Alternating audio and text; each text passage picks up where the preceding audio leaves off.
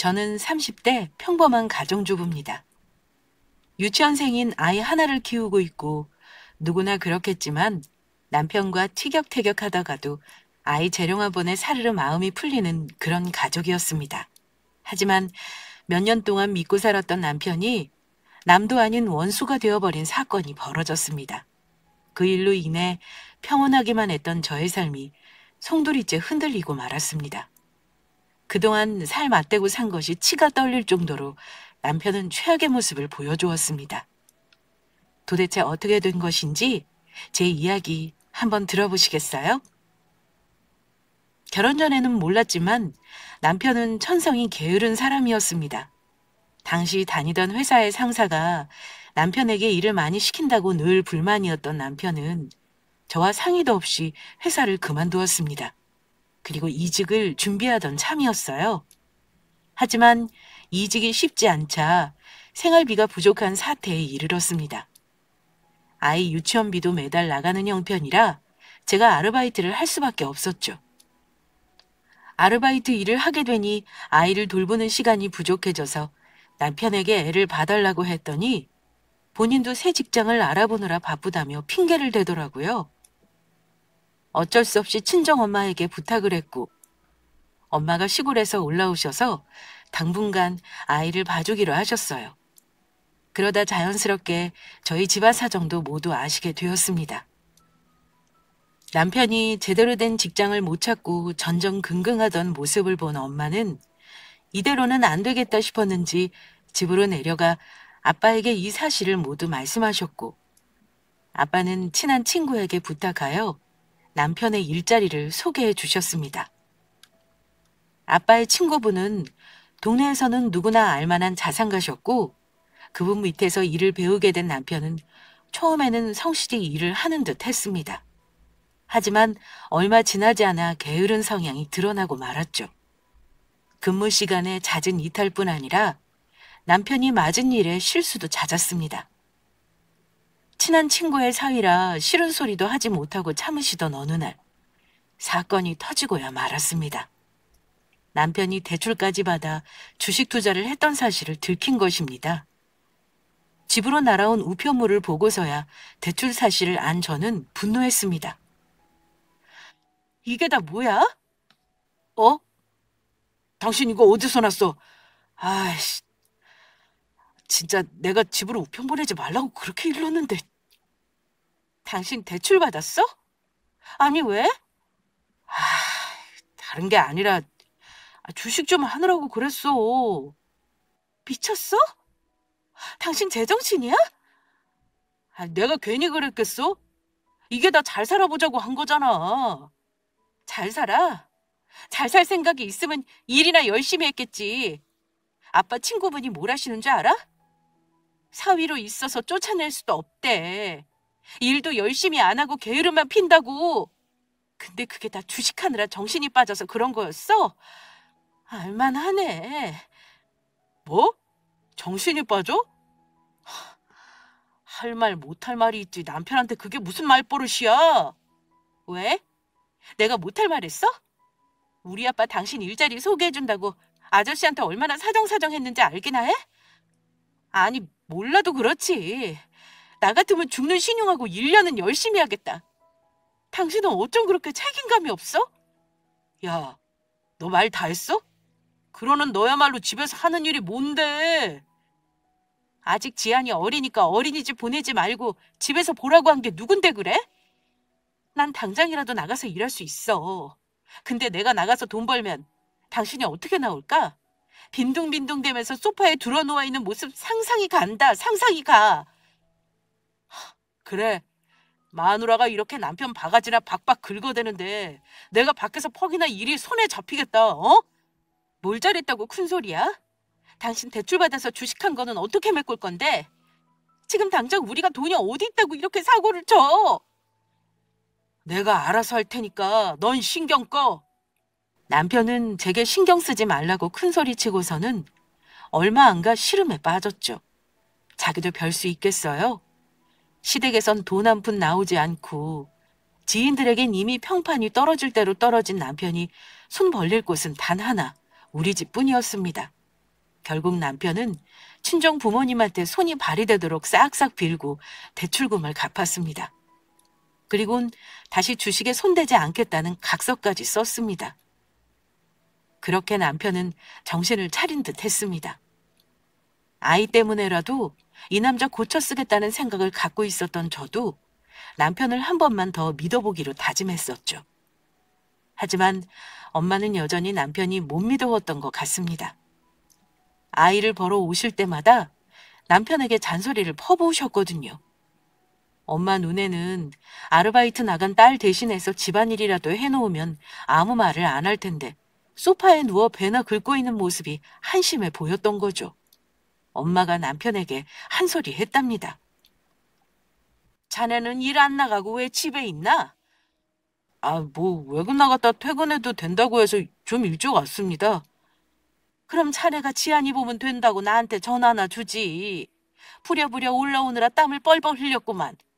에이, 장모님, 제가 지안이를 혼자 어떻게 봅니까? 밥도 챙겨줘야 하고 놀아줘야 하는데. 아시다시피 제가 요리는 젬병이고 지안이도 저랑 잘 안 놀아요. 맨날 엄마나 찾고. 애가 오죽하면 그러겠어? 아빠란 사람이 많이 안아주고 놀아줘야 애 정서적 발달에도 도움이 된다질 않나? 어떻게 장모님은 승이랑 똑같은 소리를 하세요? 유대감 그거 중요하죠. 근데 지안이가 저한테 잘 안 오는 걸 어떡합니까? 저 피곤해서 잠깐 눈 좀 붙일게요. 퇴근하고 나서 남편과 엄마가 둘이 나눈 대화를 들은 저는 기가 막히고 코가 막혔습니다. 장모님을 어려워하기는커녕 아랫사람 부리듯이 밤 내놓으라고 했다는 얘기를 듣고는 자는 남편을 한 대 때리고 싶었죠.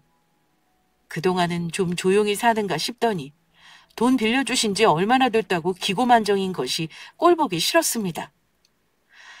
엄마는 그래도 어쩌겠냐며 지안이 봐서라도 참고 살으라고 하셨죠.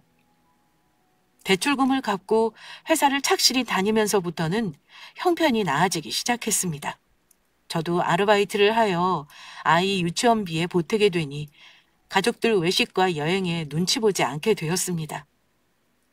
그런데 그 때문일까요? 남편은 좀 살만해지자 시댁 식구들만 챙기기 시작했습니다. 어머님 생신 때는 화려한 이벤트를 내서 식구들을 다 홀려놓더니 정작 저희 엄마 칠순 때는 돈 봉투 하나 없더라고요. 물론 제가 챙겨드리긴 했지만 남편의 그런 행동에 저도 화가 났습니다.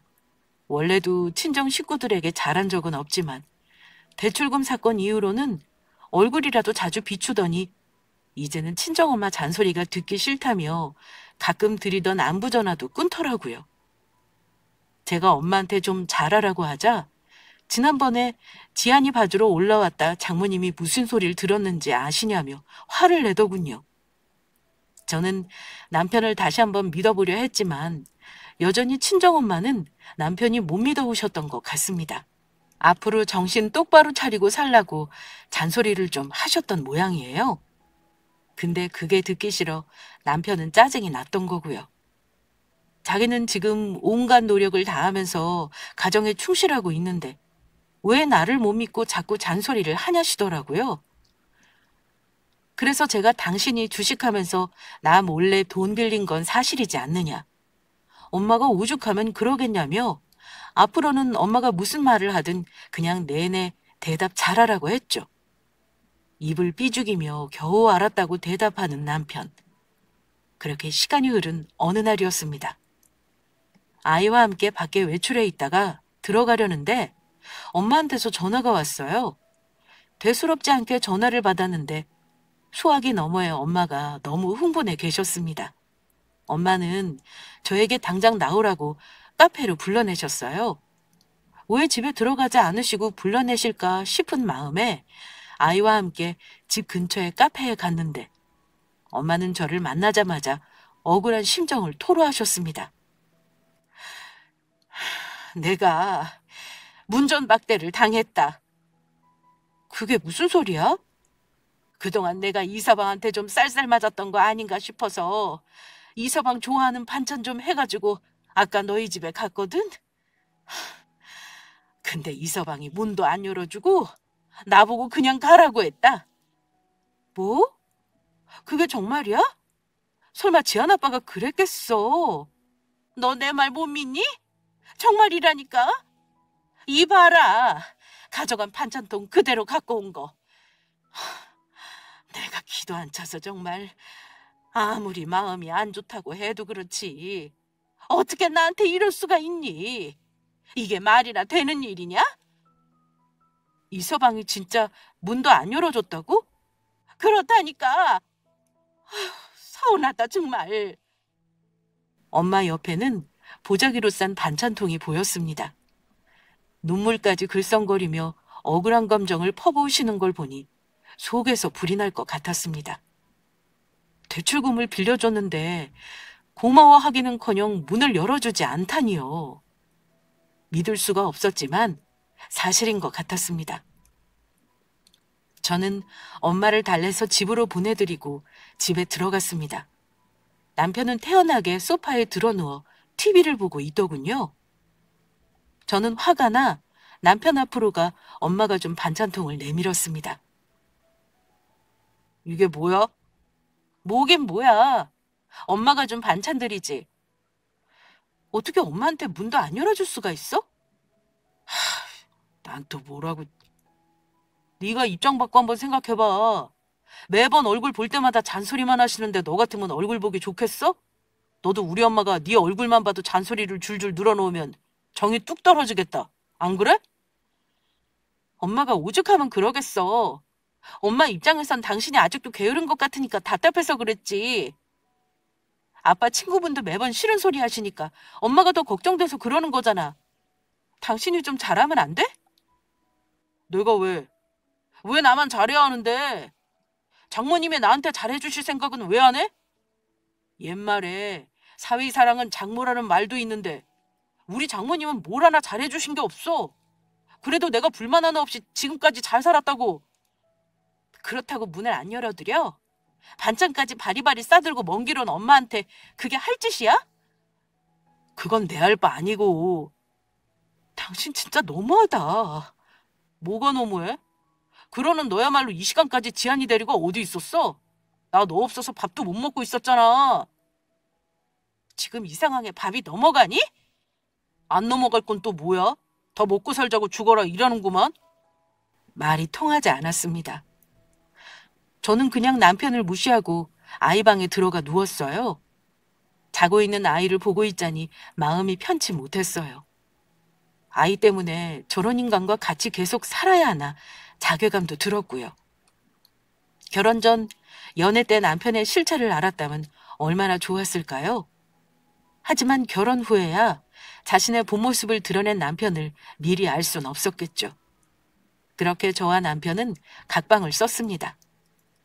당분간 서로에게 말도 붙이지 않은 채 시간이 흘러갔어요. 그러던 어느 날이었어요. 아이와 함께 평소처럼 친정에 갔는데 엄마가 평소 좋아하지도 않은 술 한잔을 하자며 저를 불러냈습니다. 아이를 친정아빠에게 맡겨놓고 나왔는데 엄마가 대뜸 휴대폰을 내미셨어요. 휴대폰 화면에는 흐릿하지만 남편으로 보이는 남자와 웬 여자가 함께였죠. 둘이 숙박업소 앞에서 찍힌 적나라한 사진이었습니다. 이게 뭐야? 뭐긴 뭐니, 이서방이지. 열길 물속은 알아도 한길 사람 속은 모른다더니 이서방이 딱 그 짝이더구나. 은혜도 모르는 놈 같으니라고. 그러니까 이서방이 바람이 났다는 거야? 이 사진은 어디서 난 거고? 승아 엄마가 서울 올라갔다가 이서방을 봤다는구나.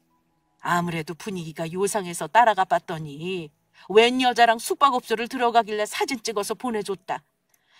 당장 쫓아가서 난리를 칠까 하다가 그냥 참았다. 괜히 역정만 내면 발뺌할 것 같아서 너 만날 날만 기다렸어. 이 나쁜 놈. 내가 다른 건 몰라도 여자랑 도박은 안 해서 그래도 믿고 살았더니.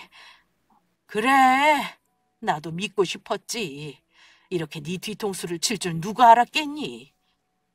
진짜 믿을 수가 없네. 왜 이렇게 늦게 들어오냐고 물으면 회사 일 때문에 바빠서 야근한 사람한테 그게 할 소리냐고 짜증을 내더니 여자나 만나고 다닌 거였어? 너 이제 어떡할 거야?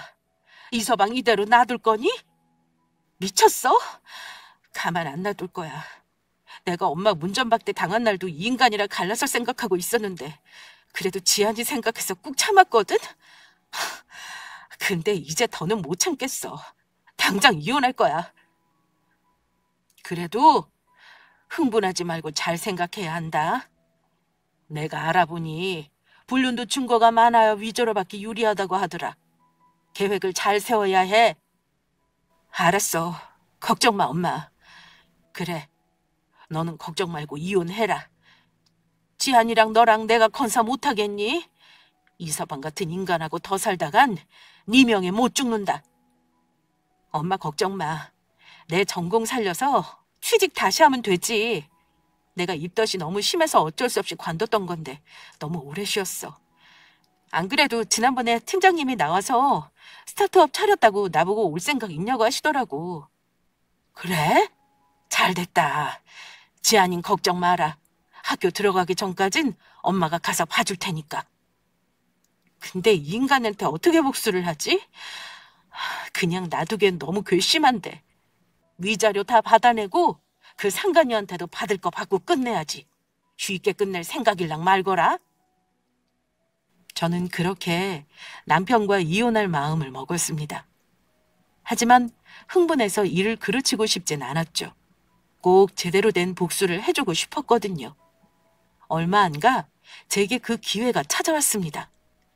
저녁을 차리고 있는 제게 평소답지 않게 남편이 말을 붙이더군요. 오늘 된장찌개야? 지안이 좋아하잖아.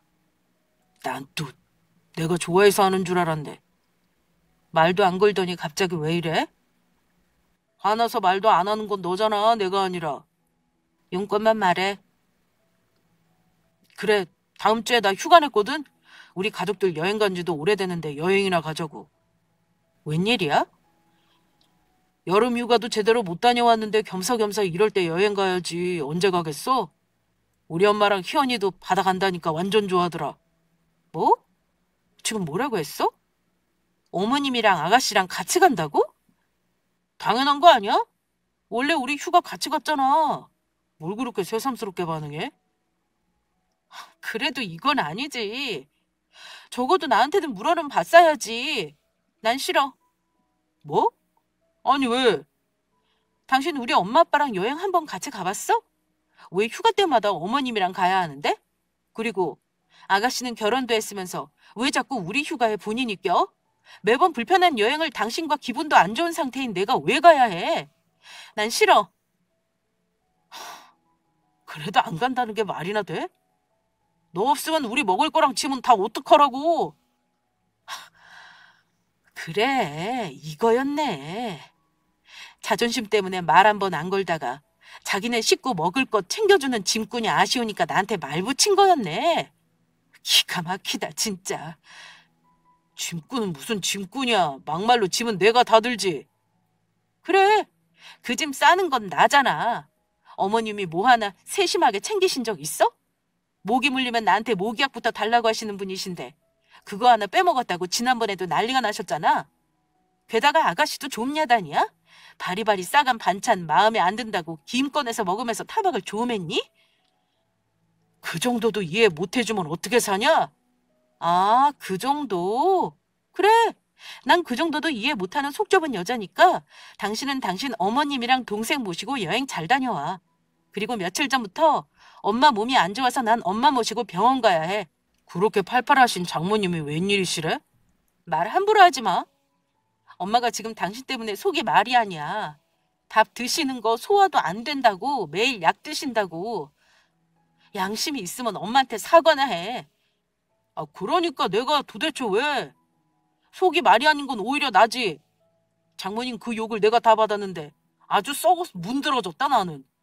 그래? 썩어 문드러진 속을 해가지고 여행은 잘만 가네? 너 여행 안 갈 거면 그냥 가만히 있어. 너까지 왜 이래? 내가 뭘? 할 말 많은데 당신한테 해봤자 소용없을 것 같아서 그냥 참고 사는 거 몰라? 너 내가 벌어다 준 돈으로 호의호식하고 사니까 눈에 뵈는 게 없지? 호의호식은 당신이 하지. 늘 내가 해주는 밥 먹어서 결혼하고 10kg나 쪘잖아? 됐어. 진짜 안 간다 이거지? 2번 말 안 해. 나중에 딴소리 하지 마. 이번에 얼마나 좋은 호텔 잡았는지 알기나 해? 월급 다 어디다 쓰나 했더니 사치하느라 재밌구나. 아주. 사치라니. 가족들 좋은 데 한번 데려가겠다고 큰돈 썼는데 그게 사치야? 지금 우리 형편에 사치지? 됐어. 안 가고 싶으면 그냥 안 간다고 말해. 가타부타 말 붙이지 말고. 남편은 화를 내고 더 이상 제게 여행을 가자는 말을 하지 않았습니다. 남편이 출근하고 얼마 되지 않아 신우이에게 전화가 오더라고요. 연락 한 번 없었던 신우의 갑작스런 전화는 대충 예상이 됐습니다. 입산 남편이 분명 떠들었겠죠. 아니나 다를까 전화를 받자마자 신우는 날선 목소리로 왜 같이 안 가냐고 따지고 들더라고요. 저는 친정엄마가 아파 병원에 검사를 받으러 가야 해서 갈 수 없다고 둘러댔습니다. 따지려고 전화를 걸었던 신우는 아무 말도 못하더라고요. 결혼한 신우가 매번 여행을 따라가는 건 하나부터 열까지 제가 다 챙기기 때문이거든요. 근데 이번에 제가 여행에 빠진다고 하니 본인이 챙길 거 생각하면 머리가 아팠겠죠. 그러니까 전화를 건 거였고요. 그래서 제가 그랬죠. 이번 여행 아가씨가 하나부터 열까지 챙겨야 할 텐데 감당 가능하겠냐고. 그동안 제가 했던 수고 아가씨도 한번 겪어보면 천사 같은 엄마가 악마로 보일 거라고. 신우는 빽 소리를 지르더라고요. 그런데 뭐 어쩌겠어요. 엄마가 아프다는데 여행 가자고는 말 못하니 그냥 제 분에 못 이겨 전화를 끊었죠. 그날 저녁 집으로 돌아온 남편은 신우한테 얘기를 들었는지 엄청 화를 내더군요. 어차피 안 가기로 한 여행 아니지 않냐 하니까 할 말이 없는지 더 소리만 지르더라고요. 그러면서 하는 말이 자기 식구들한테 이렇게 군 거 나중에 다 갚아야 할 거라고 각오하라고 하대요. 그래서 저도 그랬습니다. 당신도 우리 엄마 아빠 우습게 본 거 나중에 다 되돌려 받을 거라고요. 그렇지 않아도 남편한테 남아있던 정도 다 떨어져 아이만 아니면 평생 안 보고 살고 싶었는데 남편은 그걸 아는지 모르는지 막말을 마구 뱉더라고요. 그렇게 며칠 후 남편은 짐을 싸서 여행을 갔습니다. 이날만 기다렸던 저는 바로 부동산에 연락을 해서 집을 내놨습니다. 그리고 생각해둔 일을 하나하나 처리하기 시작했습니다. 주차장에 세워져 있던 남편 차로 가서 블랙박스도 확보했고요. 자기 차는 작다며 차를 렌트해 간 남편이 멍청해진 순간이었죠. 차 안에 있던 블랙박스에서 저는 여자와 희희낙락하는 남편의 음성을 모두 얻을 수 있었습니다. 녹음된 파일한 남편의 웃는 소리를 듣자 소름이 확 끼쳤습니다. 이런 남자와 뭐가 좋다고 얼굴 맞대고 몇 년을 동고동락했나 싶어 회의감이 치솟았어요. 선임한 변호사의 조언을 받아 증거자료를 모두 수집해서 넘긴 저는 변호사에게서 친권과 양육권은 물론이고 위자료도 톡톡히 받아낼 수 있을 거라는 답변을 받았습니다. 모든 일을 끝낸 저는 아이를 데리고 친정집으로 향했습니다. 그렇게 친정집으로 온 저는 맛있는 엄마 밥을 먹으며 배를 두드리고 있었어요. 이쯤 하면 전화가 올 법한데 하고 날짜를 세고 있을 무렵 귀신같이 남편에게서 올 것이 왔구나란 심정으로 그의 전화를 받았습니다. 남편 옆에는 어머님과 아가씨도 함께인 것 같더라고요. 집 도어락 고장났어? 도대체 왜 이렇게 안 열린다니? 그러게, 나 다리 아파 죽겠어. 아, 잠깐만 기다려봐. 여보, 듣고 있어? 아이씨, 이거 왜 안 되는 거야? 그래서 아무리 해도 못 열걸? 뭐? 그게 무슨 소리야? 언니, 집에 있죠? 빨리 문 좀 열어줘요. 오빠가 자기 집 비번도 까먹었나 봐. 그래, 배고파 죽겠다. 들어가서 밥 좀 먹게 얼른 열어봐라. 제 말 못 들으셨어요? 그 문 안 열린다고요. 도대체 그게 무슨 소리야? 그 집 팔았으니까요. 뭐, 뭐라고? 못 알아들어? 그 집 다른 사람한테 팔았다고. 더 이상 내 집 아니니까 문 안 열리는 거 아니겠어? 아니, 얘가 뭐라니? 무슨 헛소리를 하고 난리야?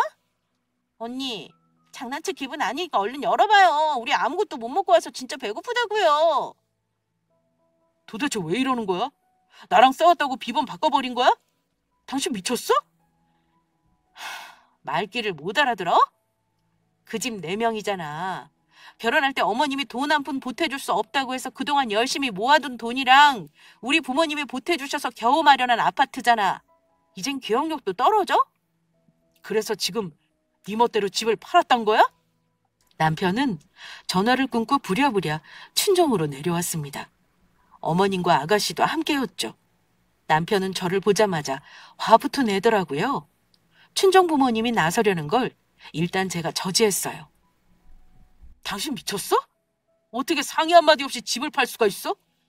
상의를 왜 해? 어차피 4명인데. 아무리 그래도 그렇지. 그래, 너 이러는 거 아니다. 네 집이라고 해도 이렇게 멋대로 굴면 안 되는 거야. 어머니, 저 이 사람하고 이혼할 거예요. 뭐라고? 너 지금 뭐라고 했니? 이혼이라고 했냐, 지금? 언니 진짜 미쳤나 봐. 오빠랑 이혼하겠대. 좀 싸웠다고 이럴 일이야? 저 그냥 쉽게 내린 결정 아니에요. 이 사람 바람 피웠거든요. 바람? 내가 그동안 다른 건 몰라도 자네 여자는 안 만났다 싶었는데 이게 다 뭔가. 은혜를 원수로 갚아도 유분수지. 내가 뭐 큰 거 말했나? 그저 가정에 충실하고 일 열심히만 하면 좋겠다 싶었지. 그런데 이런 일을 저질러? 지아내미가 잘못한 걸 테다. 그럴 리가 없어. 그래, 당신이 뭘 잘못한 거야? 도대체 내가 누구랑 바람 핀다는 거야? 장모님, 이렇게 생사람 잡으시면 안 됩니다. 생사람? 내가 괜한 소리를 하겠나? 원래도 저 안 좋아하셨잖아요. 그래서 이렇게 말도 안 되는 얘기를 하시는 거 아니세요? 막말로 증거 있으십니까? 증거 있냐고요? 저는 대답 대신 조용히 휴대폰을 그들 앞에 내밀었습니다. 남편과 내연녀의 사진을 보여드린 후 음성도 하나 들려드렸어요. 차 안에서 둘이 미래를 속삭이는 녹음이요. 대화의 중점은 자기는 이혼하고 싶은데 마누라가 안 시켜준다는 둥, 나는 마누라를 사랑한 게 아니라 집안에서 결혼하라 그래서 억지로 한 결혼이라는 둥, 바람피는 남자들의 전형적인 멘트더라고요. 음성을 들은 남편의 얼굴은 새하얗게 질리고 신우는 입을 틀어막고 어머님은 자리에 주저앉으셨습니다. 친정 부모님은 혀를 차셨고요. 이게 정말이냐? 아니 엄마, 이거 조작한 거야, 조작한 거. 아직도 개소리야? 너 이런 식으로 사람 몰아가지 마. 나 여자 없어. 집에만 늘 있었던 거 알잖아. 그래? 그래서 나 없을 때 집까지 여자를 불렀더라? 지안이 방에 CCTV 있는 것도 있고 말이야? 아주 대범하던데? 그건... 이제 아셨죠? 전 이런 인간과 한시도 같이 있을 수 없으니 당장 이 쓰레기 가지고 나가주세요. 아니 그래도 이렇게 갑자기 이혼은... 조금만 생각하면 안 되겠냐? 몇 번을 더 생각해야 하나요? 어머님 같으면 이런 남자랑 살 수 있겠어요? 그래도 지안이도 있고. 애 핑계 삼아 이혼 못하는 시대는 지났습니다. 지안이의 미래를 위해서도 이쪽이 나을 거예요. 지안이가 나중에 아빠가 엄마 놔두고 바람 피운 불륜남이란 사실을 하면 얼마나 충격을 받겠어요? 그래요. 지안이가 알까 제가 다 두렵습니다. 잠깐이었어. 당신은 맨날 나 무시하고 장모님도 날 벌레만도 못한 취급하니까 내가 정불칠 데가 없잖아. 근데 그 여자는 그런 거 없이 내가 좋다고 해줘서 그래서 그랬던 거였다고. 그래, 우리 지안이가 괜히 그랬겠어? 뭔가 이유가 있었겠지. 이젠 안 그런다고 하니까 그냥 이번 한 번만 용서해다오. 남자란 여자하기 나름이다. 너도 알잖니? 그래 언니. 오빠 정신 똑바로 차리게 제가 혼낼게요. 네? 사돈, 요즘 세상에 그런 말이 어딨어요. 어차피 이서방은 정신 똑바로 차리긴 글렀어요. 우리 승희가 이서방한테 그간 얼마나 많은 기회를 줬는지는 아세요? 어머님, 이 사람이 좋다고 매달린 그 여자, 다 필요 없이 이제한 하나면 된다고 하던 그 여자요. 제가 상간녀 소송한다고 하니까 돈 한 푼 없다고 울고불고 매달리던데요. 전부 이 남자가 꼬셔서 돈 많은 줄 알고 만난 거라고 싹싹 빌더라고요. 그, 그럴 리가. 그리고 그 여자를 당신이 왜 만나? 왜? 당신이 가장 사랑하는 여자 마음 다칠까 봐 걱정돼? 걱정 마. 걔는 이미 딴 남자 찾으러 갔던데 뭐. 뭐? 어머님 보셨죠? 지금 이 순간에도 저랑 이혼한다는 얘기보다는 그 여자가 다른 남자 만났을까 봐 더 걱정하는 거예요. 그런데도 제가 이 남자를 믿고 의지하고 살아야 할까요? 아니요. 절대 싫습니다. 저는요, 지금까지 지한이 때문에 참고 살아온 것도 기적 같아서요. 여보, 그런 거 아니야. 나는 예전이나 지금이나 당신이랑 지한이밖에 없어. 그거 알잖아. 거짓말하지 마. 당신이 나한테 매달리는 이유는 이 아파트도 없으면 자긴 아무것도 없는 빈털털이라서지. 그리고 우리 아빠 소개로 겨우 얻은 당신 직장도 곧 잘릴 건데. 앞으로 밥 벌어먹고 살 구멍 안 나와서 어쩐데? 정말 이러기야? 날 얼마나 나락으로 떨어뜨릴 작정이냐고! 당신이 이제껏 나한테 했던 행동들 생각하면 더 바닥으로 기어야지. 이 정도로는 어림도 없어. 아이고 애미야. 내가 어떻게 하면 되겠니? 제발 부탁이다. 이러지 마세요 어머님. 어머님이 아무리 용서를 빈다고 하셔도 제 마음은 변하지 않아요. 언니, 앞으로 같이 여행 가자는 얘기 안 할게요. 반찬 맛없다고 투정도 안 부릴게요. 아니, 애초에 반찬할 생각도 말아요. 제가 다 해갈게요. 언니는 이제 그냥 편하게 쉬기만 하면 돼요. 그러니까 제발 오빠랑 이혼만은 하지 마세요. 우리 오빠 언니 없으면 어디 가서 기도 못 펴고 살아요. 네? 세상에. 우리 승희가 이제껏 얼마나 참고 살았는지 이제야 알겠네. 시댁 식구들이랑 여행 갔다 올 때마다 힘들어하길래 왜 그런가 싶었더니 이유가 다 있었네. 저는 언니 부려먹은 거 별로 없어요, 사돈어른. 이게 다 엄마 때문이죠. 엄마가 유난히 언니한테 까칠해서는. 아니, 내가 언제 그랬어? 사돈, 오해하지 마세요. 아가씨, 왜 이제 와서 그런 기특한 생각을 다 하셨을까요? 근데요, 저는요, 아가씨랑 어머님, 그리고 이 인간까지 전부 없어지면 두 다리 쭉 뻗고 잘 수 있을 것 같거든요?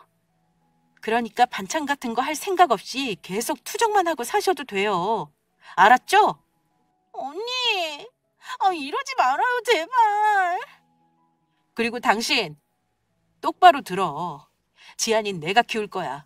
이미 유능한 변호사도 선임했는데 변호사 말이 그러더라고. 친권과 양육권 전부 내가 가져올 수 있을 거라고. 그리고 당신이 결혼 생활 내내 기여한 바가 크게 없어서 재산 분할도 내가 유리하다네. 바람핀 증거 자료도 충분히 넘겼으니까 위자료도 준비해 두길 바라. 승희야, 제발. 남편은 그제야 아차 싶었던지 무릎을 꿇더군요. 잘못한 게 있어도 매번 없는 척 성질만 피우던 남편이 무릎을 꿇는 모습은 처음 보았습니다.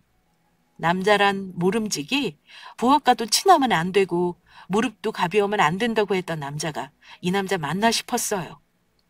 내가 이렇게 빌게 한 번만 용서해줘. 자네 용서를 빌기엔 너무 늦었다고 생각 안 하나? 용서? 용서라? 내가 진짜 앞으로 죽은 듯이 지낼게. 장모님이랑 장인 어른한테도 정말 잘할게. 어? 글쎄, 내가 그 말을 어떻게 믿어? 내가 각서 쓸게. 공증도 받을게. 그럼 되잖아. 어? 각서를 쓴다고? 그래요, 언니. 사람 고쳐 쓰는 거 아니라지만 그래도 우리 오빠는 어릴 때부터 착하긴 엄청 착했거든요. 늘 가족한테 잘하고 엄마 속 한 번 안 쏘겠어요. 그러니까 속는 셈 치고 이번 한 번만 더 믿어봐요. 아가씨, 말 한 번 잘했네요. 사람 고쳐 쓰는 거 아니죠. 그리고 이 남자 자기 가족한테 헌신을 하길래 저는 효자구나 싶었는데 그게 자기 가족 한정이더라고요. 우리 가족은 나 몰라라 남보다도 못하게 굴길래 제가 사람 잘못 봤다 싶었어요. 이제부턴 잘한다니까. 정말이야. 그리고 지안이 아빠 없는 애로 키울 거야? 지안이도 날 얼마나 좋아하는데. 지안이가 나 없으면 맨날 나 찾을 거 아니야. 우리나라 법은 이혼을 해도 상대방의 아이를 볼 수 있게 면접 교섭권이라는 게 있어. 당신이 꼬박꼬박 찾아오면 지안이가 아빠를 잊을 리가 없잖아? 뭐 지안이가 당신을 보려고 할지는 모르겠지만. 여보, 진짜 1억이야? 내가 이렇게 빌고 있잖아. 장모님이 승희 좀 알려주세요. 저 승희 없으면 못 삽니다. 장모님한테도 앞으로 잘하겠습니다. 제발요. 이건 오케이. 갑자기 왜 이렇게 태도가 바뀌었어? 자네 이런 모습 보니까 더더욱 안 되겠네. 사돈, 이러지 마시고 제발 생각을 다시 한 번만 해주세요. 아, 그리고 엄마가 빌려준 5천만 원도 당장 갚으래. 5천만 원? 이건 또 무슨 소리니? 이 인간이 주식한다고 5천이나 대출받아서 엄마가 갚아줬거든요. 이자까지 쳐서 갚기로 한 거니까 빠른 시일 내에 돌려줘. 이놈아, 너 미쳤니? 내가 다른 건 몰라도 주식은 하지 말랬지? 아빠, 엄마. 내가 괜히 그랬겠어. 잘 살아보려고 한 거지. 그렇다고 장모한테 손을 벌리면 되니? 아이고, 내가 못 살아. 그러고도 뭐가 잘났다고 네가 여자를 만나길. 엄마는 아무것도 모르면서 왜 그래? 나도 갑갑해서 그런 거라고. 뭘 잘했다고 말대답이야? 남의 집에서 소란스럽게 이러지들 마시고 가셔서 얘기 마저 하세요. 전 피곤해서 좀 쉬어야겠거든요. 그럼 집에 있던 내 짐은 거기다 있잖아. 나 옷도 없는데 어떡하라고. 지금 짐이 중요해? 걱정하지 마. 당신 짐 이미 싹 다 이사짐 센터에 실어서 어머님 댁으로 보내놨으니까. 너 미쳤어? 그래. 당신 같은 사람이랑 몇 년을 살았는데 안 미치고 백이겠어? 아이고, 내가 못 살아. 이제 어쩌려고 이래, 어쩌려고. 어머님은 그제서야 모든 일을 받아들이시고 주저앉아 울음을 터뜨리시더군요.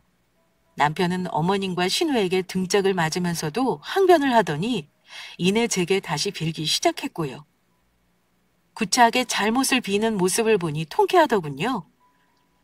친정 부모님도 그런 남편을 보면서 그동안 서러웠던 기억을 날리시는 것 같았습니다. 하지만 아무리 빌어본들 소용이 있겠습니까? 결국 그날은 경찰을 부르고서야 소동이 끝났습니다. 어머님과 신우 그리고 남편까지 절대 나가지 않겠다고 버틴겼거든요. 그렇게 시댁 식구들이 돌아가고 나서 저는 바로 이혼 소송을 신청했습니다. 어머님과 남편은 그 뒤에도 여러 번 집으로 찾아와서 용서를 빌었습니다. 그때마다 저희 엄마는 남편이 엄마에게 그랬던 것처럼 문전박대했죠. 남편은 이제 자신이 얼마나 잘못했는지 조금이나마 깨달았을까요? 그렇게 여러 번 찾아오시던 어머님은 드디어 본인의 잘못을 깨달으셨는지 더는 연락을 하지 않으셨어요. 변호사의 말대로 이혼 소송은 저에게 유리한 방향으로 흘러갔습니다. 저는 남편과 살던 아파트를 처분하고 조금 더 작은 아파트로 이사를 했습니다. 그리고 스타트업을 시작했다는 팀장님과 연락해 회사를 다니게 됐죠. 한동안은 친정엄마가 올라오셔서 아이를 봐주기로 하셨고요. 한 달에 한 번 있던 면접 교섭권을 착실히 지키던 남편은 어느 순간은 연락을 뚝 끊어버리더라고요. 왜 그런가 싶었더니 돈 없다고 만나던 여자는 당연히 떠나고 제게 위자료 주고 얼마 안 되는 재산도 다시 주식으로 날려먹고 단칸방에서 어머님하고 둘이서 산다고 하더라고요. 아이 선물 하나 제대로 사줄 수 없는 형편에 단칸방에 아이를 부리기 창피했나 봐요. 저희 아빠의 친구도 남편이 스스로 일을 그만둬줘서 오히려 다행이라고 했습니다. 진작에 자르고 싶었는데 아빠 얼굴 봐서 참아왔는데 회사에 소문이 나니까 남편이 얼굴 들고 다니기 창피한지 먼저 그만두겠다고 했다더군요. 그렇게 저희 가정엔 행복이 찾아왔습니다. 집에서 살림만 하다가 회사를 다시 다니게 되니까 생활에 활력소도 생기고 참 좋더라고요. 저처럼 참고 사셨던 분들이 계신다면 여러분도 용기 내어 행복을 되찾으시길 바랍니다. 그럼 긴 사연 들어주신 분들 모두 감사합니다.